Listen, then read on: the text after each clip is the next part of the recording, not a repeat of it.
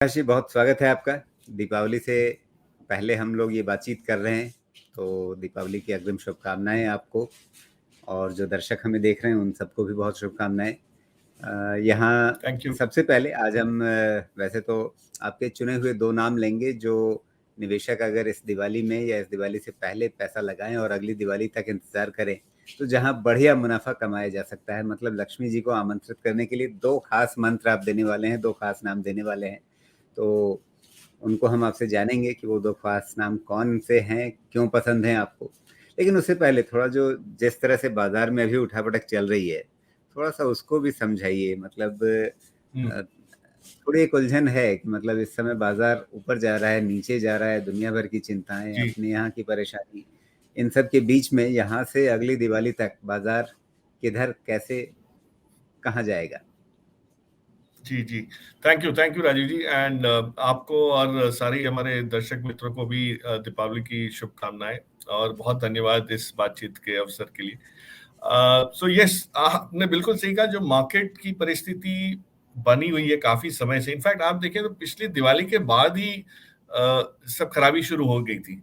तो ये जो साल गया है, ये अत्यंत ही मतलब चिंताजनक या एंग्ज़ायटी वाला या अनसर्टेनिटी वाला रहा।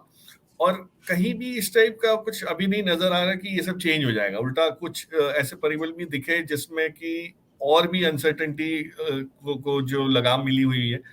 खास करके जो करेंसी का जो बिहेवियर हमने देखा और इन्फ्लेशन को लेके चिंताएँ। तो ये फैक्टर्स थोड़े से जिसको कहते हैं ना कि इम्पोर्टेड है। हमारे यहाँ हमारे देश में इतनी खराबी नहीं है जितनी बाहर के देशों में, खास करके यूरोप और यूएस में है। और उसका रब ऑफ इफेक्ट हम लोग के ऊपर भी पड़ता है। तो ये सारा साल अगर आप देखें तो एफआई का रवैया जो रहा वो भी उसी के अकॉर्डिंग्स में रहा कि भाई वहां चिंता बढ़ी तो उन्होंने उस हिसाब से अपना इन्फ्लेशन को काबू में रखने के लिए जो यूएस फेड ने कदम उठाए उसके तालमेल के साथ एफआईज का भी यहाँ से पैसा ले जाना जो था वो एक दिखा हमें। और हिंदुस्तान के मार्केट में, भारत के मार्केट में जो स्ट्रेंथ दिखी है, उस पे अब थोड़ा-सा लोगों को संदेह ही होने लगा कि ऐसा क्या हो रहा है यहाँ पे जो विश्व के बाज़ार सारे नरम पड़ रहे हैं, धीमे पड़ रहे हैं और हम लोग अभी भी अपनी रफ्तार पकड़े हुए हैं या इतना मजबूत बिहेवियर दिखा रहे हैं। तो ये उसको कई लोग डीकपलिंग कहते हैं कि भई हम लोग दुनिया से परे होके एक अलग-अलग राह पे चल रहे हैं।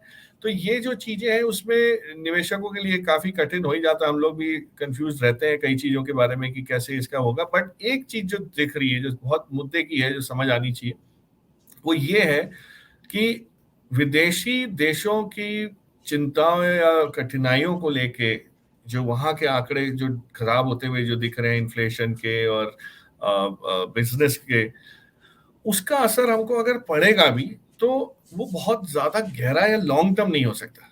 उसका रीजन ये है कि ये सारी चीजें उनके वहां इसलिए हो रही है कि उन्होंने जो पेंडेमिक के 2020 मार्च में जब पहली बार कोविड का वो हुआ आगमन, तो जो बिहेवियर था यूएस फेड का, जो सरकारी बैंकों का, जो वहां की आरबीआई जैसे है, उन्होंने जो इस टाइप का वो किया कि भाई हम नोट छाप के हम सिस्टम में लिक्विडिटी प्रदान करेंगे। अब वो सारी लिक्विडिटी की वजह से जो चीजें महंगी होती गई, बढ़ती गई दाम, वो अब उनको काटने दौड़ रहे हैं। तो ये इन्फ्लेशन का जो दौर है ये खुद इनका बनाया हुआ है। अब वो हाइंडसाइट मतलब जिसको कहते हैं ना कि हम तो अब पीछे मुड़ के देखते हैं तब समझ आती है कि गलती कहाँ हुई है। जब हो रही थी गलती तब किसी का एहसास नहीं हुआ, लेकिन गलती इतनी बड़ी होगी और उसके साथ आपको तड़का लग गया रशिया यूक्रेन के युद्ध को लेके। उन्होंने जो रशिया ने रुख अपनाया है, इतना कड़क युद्ध जो रुख अपना रहे हैं, उसकी वजह से जो एनर्जी की जो कीमतें बढ़ रही हैं और जो काम थमता हुआ दिख रहा है, फैक्ट्रीज बंद हो रही हैं, कितनी इंडस्ट्रीज पे आँच आ रही है यूरोप में, वो सारी चीजों का असर आपको मार्केट पे दिख रहा है। हम लोग इसलिए अलग एक उसमें खड़े हुए टापू की तरह, उसका रीजन ये है कि हमारे यहाँ पे ऐसी कोई आरबीआई ने कोई ऐसी सख्ती नहीं बरती थी उस टाइम या कोई नरमी ज्यादा नहीं बरती थी। बहुत बैलेंस्ड अप्रोच रहा।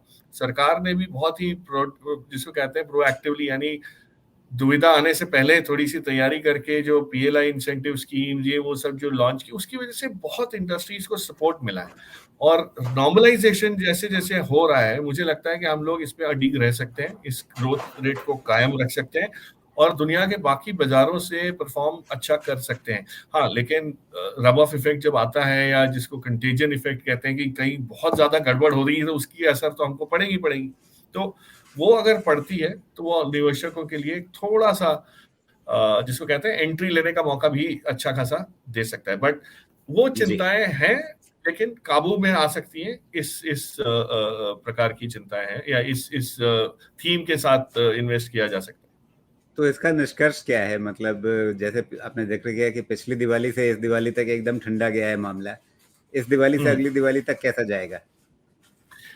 मतलब उम्मीद तो ये है कि अगर ये जो चीजें चिंताजनक जो फैक्टर्स हैं, इनका असर अगर पहले हो जाता है, मतलब अगले 3-4 महीने में दिख जाता है कि जो खराबी होनी है हो जाती है, उसको डाइजेस्ट कर लेता है मार्केट, तो अगली दिवाली तक हम वापस रिकवर कर जाएंगे, ये उम्मीद है। क्योंकि हमारे आंकड़े इतने खराब बिल्कुल नहीं है, और हर सेक्टर में आप देखें तो कहीं ना कहीं एक ग्रोथ या बढ़त की जो जो वो अंदेशा जो दिख रहा है, वो मजबूत होता हुआ जाएगा। तो मुझे ये लगता है कि ये आपको ये साल बहुत बढ़िया लॉन्ग टर्म बाइंग का मिलेगा। यानी मौके आपको नीचे के लेवल्स पे दिखेंगे, मिलेंगे, और उसमें घबराना नहीं है, क्योंकि आप हिंदुस्तान के मार्केट में बाई कर रहे हैं, कंपनीज यहाँ की कंपनीज कर रहे हैं जिनके बिजनेसेस बहुत ही लोकलाइज हैं। उनको कोई विदेश के मार्केट से इतना जहाँ पे वो नहीं है, और उस इस संदर्भ में देखना है कि भाई जो इंडिपेंडेंट है कंपनीज, रेजिलियंट हैं उस मार्केट से, उनको लेना है। तो उस प्रकार के थीम से मैं डेफिनेटली समझता हूँ अगली दिवाली तक आपको काफी बढ़िया रिकवरी भी दिख जाएगी, और एक बहुत ही तेज रफ्तार इंडियन इकोनॉमी की ग्रोथ की नजर आनी शुरू हो जाएगी, जो आगे 2-3 साल चलेगी। ये नहीं कहना दिवाली तक ही है, बट अगले 2-3 साल तक ये रफ्तार बनी भी रह सकती है।